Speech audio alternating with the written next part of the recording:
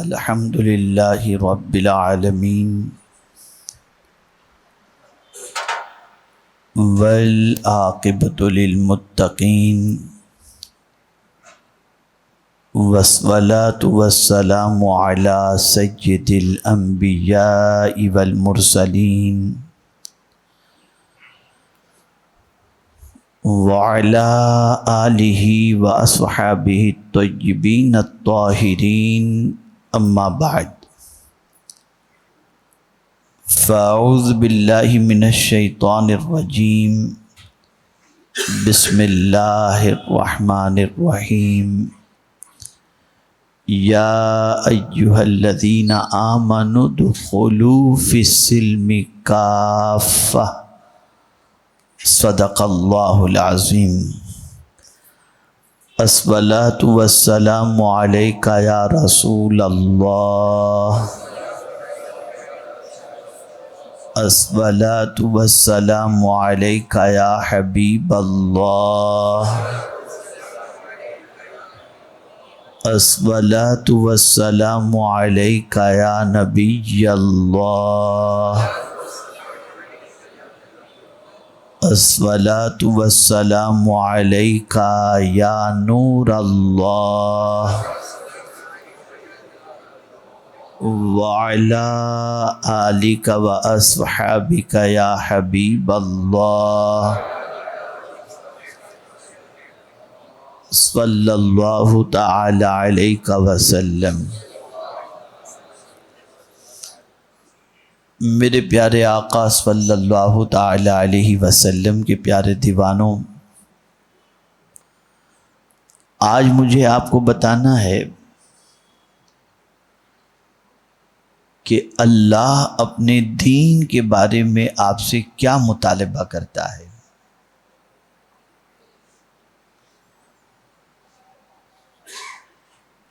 اللہ عز و جل ایمان والوں سے ارشاد فرماتا ہے یا ایھا الذین آمنوا ادخلوا فی السلم کافہ، اے ایمان والو اسلام میں پورے داخل ہو جاؤ۔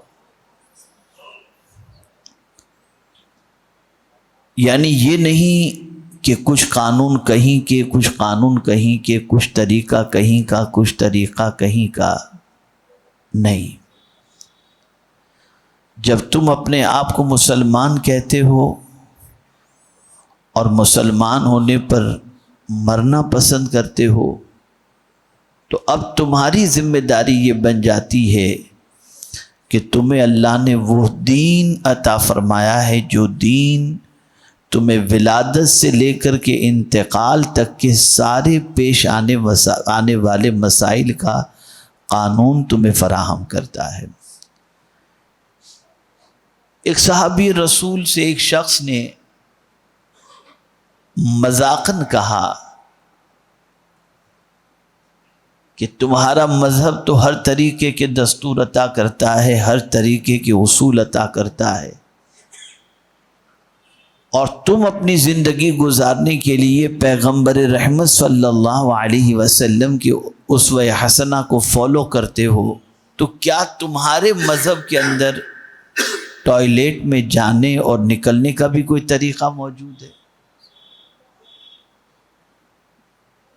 تو وہ صحابی رسول مسکرائے اور جواب میں ارشاد فرمایا ہاں،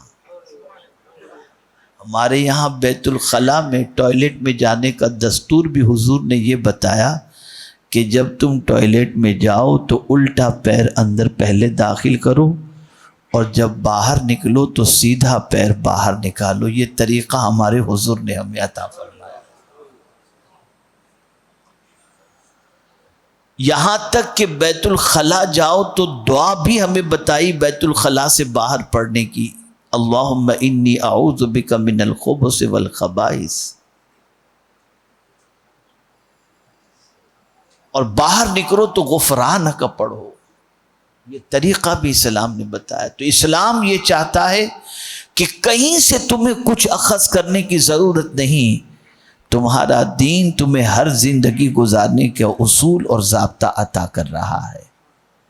یہی وجہ ہے کہ میرے پیارے آقا صلی اللہ تعالی علیہ وسلم کے پیارے دیوانوں، جب اللہ کے قانون کو صحابہ کرام علیہم الرضوان مکمل طور پر فالو کرتے تھے تو اللہ تعالیٰ نے ان کے دل سے خوف اور حزن کو نکال دیا تھا۔ اس کو میں تھوڑا سا سمجھاتا ہوا چلوں۔ اگر کوئی شخص حکومت کے قانون کو برابر فالو کرتا ہے، انکم ٹیکس صحیح طور پر ادا کرتا ہے اور ساری چیزوں کا خیال رکھتا ہے تو اسے ٹینشن نہیں ہوتا، وہ بہت مطمئن رہتا ہے۔ یہ خوف اس کے دل سے کیوں نکل جاتا ہے؟ اس لیے کہ اس نے قانون کو فالو کیا۔ لیکن جہاں قانون شکنی ہوگی وہاں اس کو ٹینشن ہوگا، یار کیا ہوگا، کبھی اچانک آ گئے تو یہ فیلنگ ہوگی۔ میرے کریم نے اسی لیے فرمایا کہ اگر تم بھی دنیا کے اندر بے خوف اور غم سے نجات چاہتے ہو تو فمن تبع ہدایا فلا خوف علیہم ولا هم یحزنون، جو میری ہدایت کی پیروی کرے گا میں اسے بے خوف بھی کر دوں گا اور اس کے غم سے نجات بھی عطا کر دوں گا۔ آج ہماری زندگی اسلام سے وابستگی کے سلسلے میں اگر دیکھی جائے اور اسلام کے قانون کو فالو کرنے کے حوالے سے دیکھا جائے تو میں یہ سمجھتا ہوں کہ ہماری زندگی میں، مسلم امہ کی زندگی کے اندر اسلام ٹمٹما رہا ہے دیے کی طرح، کب بجھ جائے کوئی ٹھکانہ نہیں۔ آج کے دور کا مسلمان یہ کہتا نظر آتا ہے کہ اسلام کو فالو کرنا، اسلام پر عمل کرنا بہت ڈیفیکلٹ ہے۔ میں کہتا ہوں اللہ عز و جل نے قانون جو بنایا ہے اس قانون کے اندر پروردگار جل جلالہ نے اتنی فلیکسیبلٹی رکھی ہے کہ دنیا کا کہیں کا بھی کوئی بھی مسلمان، کسی غریب مسلمان کا معاملہ ہو، امیر مسلمان کا معاملہ ہو، تندرست مسلمان کا معاملہ ہو یا معذور مسلمان کا معاملہ ہو، ہر کوئی مسافر کا معاملہ ہو، وہ اسلام کے قانون کو اچھی طریقے سے فالو کر سکتا ہے۔ اسلام نے اتنی فلیکسیبلٹی اور اتنی آسانیاں اپنے اللہ عز و جل نے اس دین کے اندر رکھی ہیں۔ ایک بہت غلط کانسیپٹ، ایک بہت غلط سوچ امت مسلمہ کے دل میں پیدا ہو گئی کہ ہم آج مسلمان بن کر کے رہیں گے تو ہم پریشان رہیں گے، اور معاذ اللہ یہ مینٹلٹی بھی بن چکی ہے کہ اسلام معاذ اللہ ہماری ترقی اور ہماری کامیابی میں معاذ اللہ رکاوٹ ہے۔ آئیے میں دو واقعات آپ کی سماعتوں کے حوالے کروں تاکہ آپ فکر صحابہ کو سمجھ سکیں اور محسوس کر سکیں کہ صحابہ کرام علیہم الرضوان کس بات پر سب سے زیادہ فخر کیا کرتے تھے۔ سیدنا فاروق اعظم رضی اللہ المولا تبارک و تعالی عنہ حج کے سفر سے واپس ہو رہے تھے، اور واپسی میں ایک مقام پر فاروق اعظم رضی اللہ المولا تبارک و تعالی عنہ نے رکنے کا حکم دیا۔ قافلہ رکا، لوگوں کو حیرت ہوئی کہ اس مقام پر امیر المؤمنین نے رکنے کا کیوں حکم دیا، یہ واپسی کا معاملہ ہے، واپسی کا موقع ہے۔ اس مقام پر جب سیدنا فاروق اعظم رضی اللہ تعالی عنہ پہنچے تو رونے لگے، بہت روئے وہ۔ لوگوں نے کہا امیر المؤمنین رونے کی وجہ کیا ہے؟ ارشاد فرماتے ہیں یہ وہی جگہ ہے جہاں میرے والد مجھے بکریاں چرانے کے لیے زمانے جاہلیت میں بھیجا کرتے، اور میرا حال یہ تھا کہ میں بکریاں سنبھال نہیں پاتا تھا، انہیں چرا نہیں پاتا تھا، تو میری اس غلطی کی وجہ سے میرے والد مجھے مارتے تھے۔ لیکن جب سے میں نے اسلام قبول کیا، بکریاں تو اپنی جگہ پر، لوگوں نے مجھے امیر المؤمنین بنا دیا ہے۔ یہ اسلام کے ساتھ کہ مجھے انسانوں کو سنبھالنے کا طریقہ آ گیا، مجھے حکومت کرنے کا طریقہ آ گیا، مجھے قانون پر عمل کرنے کا طریقہ آ گیا، مجھے انسانوں کی خیرخواہی، اور پھر حکومت کی بھی تو کیسی کی۔ اللہ اکبر۔ میرے پیارے آقا صلی اللہ تعالی علیہ وسلم کے پیارے دیوانوں اس چیز کو جانچنے کے لیے نکلے کہ امت مسلمہ اللہ کے قانون کو کتنا فالو کر رہی ہے۔ ایک مرتبہ جنگل و بیابان کے اندر نکل پڑے، تھوڑا سا کھانا ساتھ میں لے کر کے، اور کچھ دیر کے بعد وہ کھانا بھی ختم ہو گیا۔ کچھ سفر کے بعد تنہا نکلے ہوئے ہیں، امیر المؤمنین ہیں لیکن نکلے ہوئے ہیں۔ آپ جب نکلتے نکلتے جنگل و بیابان کے اندر ایک مقام پر پہنچے جہاں ایک نوجوان بکریاں چرا رہا تھا، بکریاں چرا رہا تھا۔ اس نوجوان کو آپ نے سلام کیا، نوجوان آپ کو نہیں پہچانتا تھا، سلام کا جواب دیا اس نے۔ امیر المؤمنین نے فرمایا مسافر ہوں، بھوک لگی ہے، کسی بکری کا دودھ دوہ کر کے مجھے دے دو تاکہ میں اپنے پیٹ کی آگ کو بجھا سکوں۔ بکریاں چرانے والے چرواہے نے جواب دیا مسافر میں بکریوں کا مالک نہیں ہوں، بکریوں کا مالک کوئی اور ہے، میں تو چرواہا ہوں، اور اپنے مالک کی اجازت کے بغیر میں بکری کا دودھ دھو کر تمہیں نہیں دے سکتا۔ فاروق اعظم سمجھ گئے کہ اس کے اندر قانون کو فالو کرنے کا جذبہ موجود ہے۔ امتحان لیا کہ ایک کام کر، میں تجھے اچھی رقم دیتا ہوں، یہ بکریوں کا ریوڑ ہے، اتنی ساری بکریاں ہیں، ایک بکری کا بچہ ذبح کر کے مجھے دے دے تاکہ میں پکا کے کھا لوں، اور اگر تیرا مالک تجھ سے پوچھے کہ بکری کا بچہ کم کیسے ہو گیا تو کہہ دینا جنگل کے اندر بھیڑیے نے کھا لیا۔ بس اتنا سننا تھا، وہ نوجوان ایک دم جوش میں آ گیا، کہا اے مسافر تم یہ سمجھتے ہو کہ جنگل کے اندر میرا مالک مجھے نہیں دیکھ رہا اور میں بکری کا بچہ تمہیں بیچ کر اپنی دنیا جمع کر لوں اور پوچھے تو میں جھوٹ بول لوں؟ لیکن اے مسافر میں تجھ سے پوچھنا چاہتا ہوں، بکریوں کا مالک تو نہیں دیکھ رہا، کیا سب کا مالک بھی نہیں دیکھ رہا ہے؟ اتنا سننا تھا کہ فاروق اعظم کی آنکھوں سے آنسو نکل گئے، اس نوجوان کو گلے سے لگایا اور ارشاد فرمایا جب تک کلمہ پڑھنے والوں میں تم جیسے نوجوان موجود ہیں، اسلام کے بڑھتے ہوئے سیلاب کو دنیا کی کوئی طاقت نہیں روک سکتی۔ یہ دین کو فالو کرنا ہے۔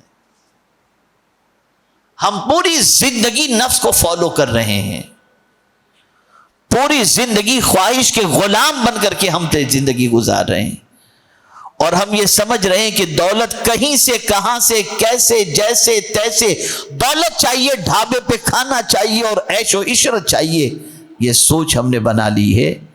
یاد رکھو یہ سوچ ہمیں تباہی کے دہانے پر پہنچا دے گی اور بربادی کے دہانے پر پہنچا دے گی۔ سب سے بڑا نقصان یہ ہوگا ہمارے سینے سے اللہ عز و جل سکون کی دولت کو چھین لے گا، اطمینان ختم ہو جائے گا، طمانینت قلب کی دولت سے ہم محروم ہو جائیں گے۔ آپ کہتے ہیں کہ دین ہمیں عزت نہیں دیتا، آئیے اور سنیے آپ۔ حضرت ابو عبیدہ ابن جراح رضی اللہ المولا تبارک و تعالی عنہ، ان سے جب عیسائیوں نے کہا کہ ہم بیت المقدس کی چابی تمہارے امیر المؤمنین فاروق اعظم کے ہاتھ میں دیں گے، تو حضرت ابو عبیدہ ابن جراح جو عشرہ مبشرہ میں سے ہیں، انہوں نے خط لکھا فاروق اعظم رضی اللہ تعالی عنہ کو، امیر المؤمنین یہ چابی آپ کے حوالے کرنا چاہتے ہیں، آپ تشریف لائیں۔ مدینہ شریف سے آپ نے ایک غلام اپنے ساتھ لیا، سفر شروع کیا، لیکن اب آپ دیکھیں دین کو فالو کرنے کا دستور، اللہ اکبر، امیر المؤمنین ہے، خادم ساتھ میں ہے، لیکن فرماتے ہیں کہ دیکھو ایسا ہے کہ تم بھی انسان ہو، میں بھی انسان ہوں، تم بھی چل کر تھکو گے، میں بھی چل کر کے تھکوں گا، تو ہم ایک معاہدہ کر لیتے ہیں، ایک پلان بنا لیتے ہیں کہ کچھ راستہ تم سواری پر بیٹھو گے اور میں پیدل چلوں گا، اور کچھ راستہ میں پیدل چلوں گا، تم سواری پر بیٹھو گے۔ یہ پلان بنا کر کے دونوں روانہ ہوئے۔ اللہ اکبر، بیت المقدس کی چابی لینے کے لیے نکل چکے ہیں۔ اب شہر اور فاصلے پر ایک تالاب بیچ میں آتا ہے، اس تالاب کو کراس کرنا تھا۔ امیر المؤمنین فاروق اعظم رضی اللہ تعالیٰ عنہ نے اپنے موزے نکالے، کاندھے پہ رکھے۔ اس وقت سواری پر بیٹھنے کا جو معاہدے کے اعتبار سے وقت تھا وہ غلام کا وقت تھا۔ آپ نے غلام کو سواری پر بٹھایا اور تالاب سے گزرتے چلے گئے۔ اللہ اکبر، کنارے جب پہنچے تو پورا شہر ویلکم کے لیے حضرت امیر المؤمنین فاروق اعظم رضی اللہ تعالیٰ عنہ کے لیے کھڑا تھا۔ جب فاروق اعظم وہاں پہنچے تو حضرت ابو عبیدہ ابن جراح کو تعجب ہوا اور کان میں جا کر کے کہنے لگے، امیر المؤمنین یہ آپ نے کیا کر لیا؟ موزے کاندھے پہ رکھ لیے، غلام کو سواری پر بیٹھ لیا۔ اب پبلک تو جانتی نہیں تھی کہ دونوں میں امیر المؤمنین کون ہیں، وہ تو یہی تصور میں جو سواری پر ہوگا وہی امیر المؤمنین ہوگا، لیکن انہیں کیا خبر تھی کہ امیر المؤمنین جو نیچے ہیں اور غلام جو سواری پر بیٹھا ہوا ہے وہ غلام ہے اور پیدل چلنے والے امیر المؤمنین ہیں۔ اللہ اکبر۔ حضرت ابو عبیدہ ابن جراح رضی اللہ تعالی عنہ نے جب فاروق اعظم کے کانوں میں یہ بات کہی، امیر المؤمنین یہ آپ نے کیا کیا کہ موزے کاندھے پہ رکھ لیے، غلام کو سواری پر بٹھا دیا۔ اب غور سے سننا، جو جملہ انہوں نے کہا ہے اگر زندگی بھر اس کو سینے میں نقش کر سکتے ہو تو نقش کر لینا۔ فاروق اعظم نے ارشاد فرمایا، اے ابو عبیدہ ابن جراح، اگر تیرا عشرہ مبشرہ میں ہونے کا خیال نہ ہوتا تو میں تجھے اس جملے کا جواب دیتا، سن لو، عمر کو عزت تخت و تاج سے یا لباس سے نہیں ملی، عمر کو عزت اسلام سے ملی ہے۔ ایک سوچ عطا فرمائی انہوں نے، ایک فکر عطا فرمائی کہ تم اللہ کے قانون کو فالو کرو، اللہ تمہیں دنیا اور آخرت میں عزت عطا کرے گا۔ میرے پیارے آقا صلی اللہ علیہ وسلم کے پیارے دیوانوں، ہم اللہ کے قانون کو توڑ رہے ہیں، اللہ کے ارشاد کے خلاف عمل کر رہے ہیں، اللہ کے فرمان کے خلاف زندگی گزار رہے ہیں، کسی کا بھی مال کھا گئے، کسی کو بھی اذیت پہنچا دی، کسی کی بھی آبرو ریزی کر دی، کچھ بھی کر دیا، انسانیت کا سبق فراموش کر چکے۔ رسول اعظم صلی اللہ علیہ وسلم کی سیرت طیبہ سے ہم نے غفلت برتی، نتیجتاً آج ہماری زندگی یہ ہے کہ سب کچھ ہوتے ہوئے خوف و ہراس کے ماحول میں ہم اپنی زندگی گزار رہے ہیں اور تباہی اور بربادی ہمارا مقدر بنتی جا رہی ہے۔ ضرورت اس امر کی ہے کہ اسلام میں صرف اپنی پسند کی چیزوں کو اپنا کر داخل مت ہو جاؤ، بلکہ مکمل اللہ کے قانون کو فالو کرو اور اسلام میں پورے داخل ہو جاؤ۔ آدھا تیتر آدھا بٹیر والا معاملہ نہیں ہونا چاہیے۔ آج ہماری پوزیشن یہ ہے کہ ہم صرف وہ چیزیں جس کے بغیر چارہ ہی نہیں ہے اسی چیز کو اسلام پر، اسی چیز کے سلسلے میں ہم اسلام کے قانون کو فالو کرتے ہیں اور باقی ساری چیزوں کے سلسلے میں اپنے نفس کی پیروی کر کے ہم اپنی دنیا بھی تباہ کرتے ہیں اور اپنی آخرت بھی تباہ کرتے ہیں۔ اللہ رب العزت جل جلالہ کی بارگاہ میں دعا ہے کہ پروردگار آقائے کریم رؤوف الرحیم علیہ التحیۃ والتسلیم کے صدقہ و طفیل مجھے آپ کو سب کو قانون الہی اور قانون رسول کی پاسداری کی توفیق نصیب فرمائے۔ ایک چیز اور عرض کر دوں، شاید آپ کی زندگی میں یہ چیز آپ کو کام آ سکے۔ اللہ اکبر، ہم اس حد تک اسلام کے قانون سے دور ہو چکے ہیں کہ کیا بتاؤں۔ چھینک آتی ہے، چھینک، کسی کے ساتھ بیٹھے ہوئے چھینکا، سوری یہ کہہ دیتے، یہ کہاں سے ہم نے سیکھا؟ آپ کو معلوم ہے چھینک کب آتی ہے؟